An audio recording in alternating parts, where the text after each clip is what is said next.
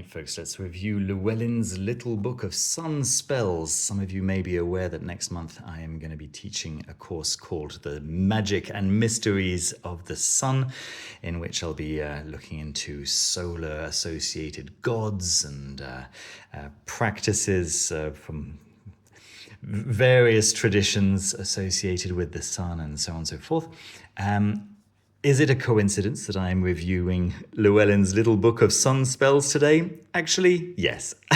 It's 100% a coincidence, but it's a nice opportunity for me to plug my course. So let's take a look at this Llewellyn's Little Book of Sun Spells. Connect with the sun's energies for greater success and happiness during solar magic. Using solar magic, featuring more than 50 spells. This glowing guide also includes a wealth of solar rituals, crafts, and seasonal activities for each month and Sabbath. Enhance your spells with solar timing and discover a bounty of magical correspondences that will help attract abundance and sunny good cheer. Now, the first thing that I want to say is I love these little books, these Llewellyn little books, just in terms of the presentation. I think they are absolutely lovely. I like the kind of small, compact aspect. I think that they'll make a really nice stocking filler. We're almost at that time of year, aren't we? Now, we've got this label on the back. So this is absolutely a part of the design of the book. Sometimes you get books with stickers on the back that are designed to be removed, and I get upset, as some of you might know. I get upset when you can't remove those stickers easily, but this sticker is not designed to be removed. This sticker is absolutely a part of the design of the book and not designed to be removed at all. I love the colors that they've used for the book. I love the metallic print that they've used on the front of the book. I'm a big fan of what they've done here, right? Nice little head and tail bands in appropriate colors for the topic. So this is one of a range of Llewellyn's Little Book of XYZ. And I think this is the second planetary book that they have, the first one being the Little Book of Moon Spells.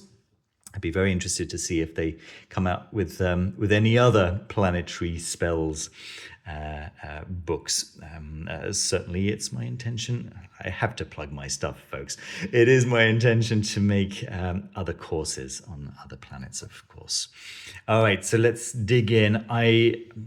You know how much I'm a fan of these rounded corners, and you know how much I'm a fan of these two-tone interiors. I think that's the fact that they have made clearly an effort of presentation. It's always a pleasure, right? They get that right, Llewellyn. In terms of the contents, folks, right? Let's be clear. This is a book for. I'm going to say it's a very accessible book, right? A book that's very much geared towards the beginner practitioner. Not that there isn't some powerful magic in here, but a lot of the magic is very much, make a nice cup of tea and infuse it with your intentions, and say a little poem that will set the magic off. I hate little poems. It's just a thing with me, and I know that it's a big part of many witches' practice. I know. Anyway, it doesn't matter. It's just not my thing. But the fact that it's not my thing doesn't mean that it doesn't have to be your thing, right? So I think that this is going to be a really nice, as I mentioned, a nice stocking filler for absolute beginners. What I really appreciate about the book is the way that it not just gives you a list of spells and potions to make and powders to create and so on, but it actually really gives you an insight into the value of the sun for witches. The author actually starts off with an introduction talking about how the moon is traditionally very much at the center of many witches' craft, but that the sun gets omitted, that the sun gets forgotten apart from talking about the year cycle, which has become quite popular in recent years. The wheel of the year, I think, is being called. The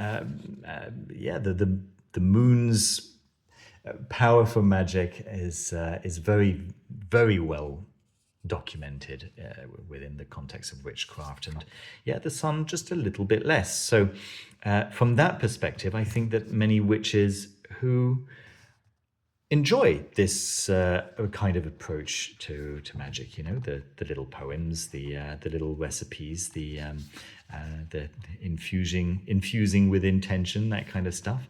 I think they're going to enjoy this very much.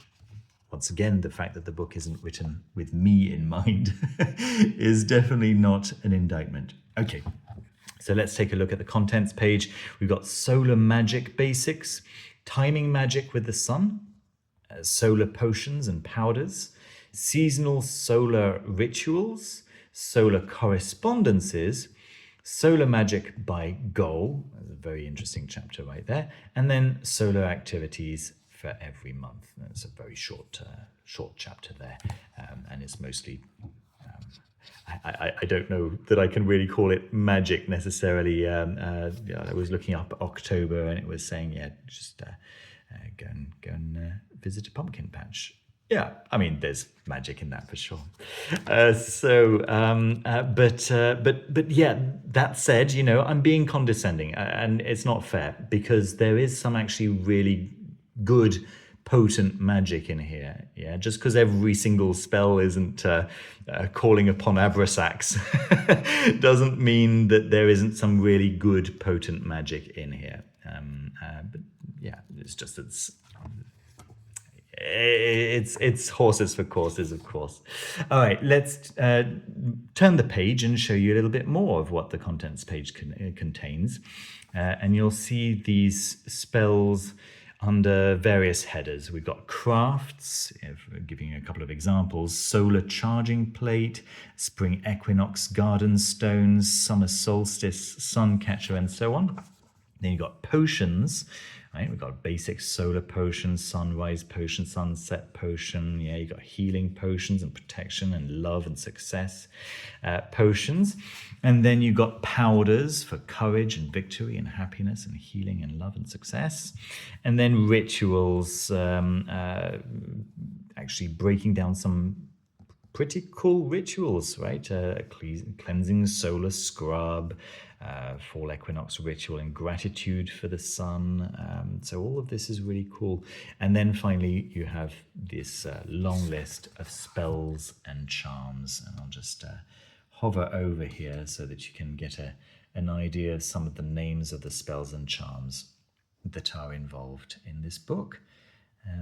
There we go. I'll just turn a page to a random page here, so you'll be able to see that it's not just spells, right? It does actually give you some insights into the magical significance of the sun. Here we go. Let me just put my camera over this happy orange spell to give you an idea of the kind of magic that we're talking about here. There we go.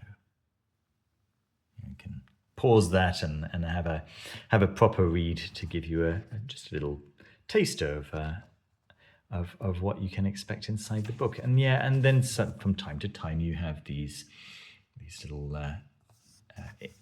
insert pages that are going to give you some sort of insight. There we go. Spinning with the sun, and so on. There we go. So hopefully this gives you a broad idea of what to expect in Melanie Marquis's Llewellyn's Little Book of Sun Spells. I hope that it finds its right audience, which I'm expecting is quite large, you know. It's a beautiful little book. It's certainly very eye-catching, and I think that it's likely to do very well.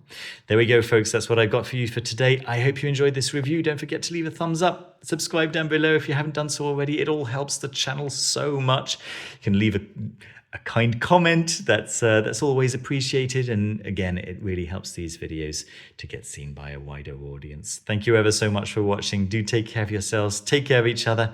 I'll see you soon with another video. Bye bye.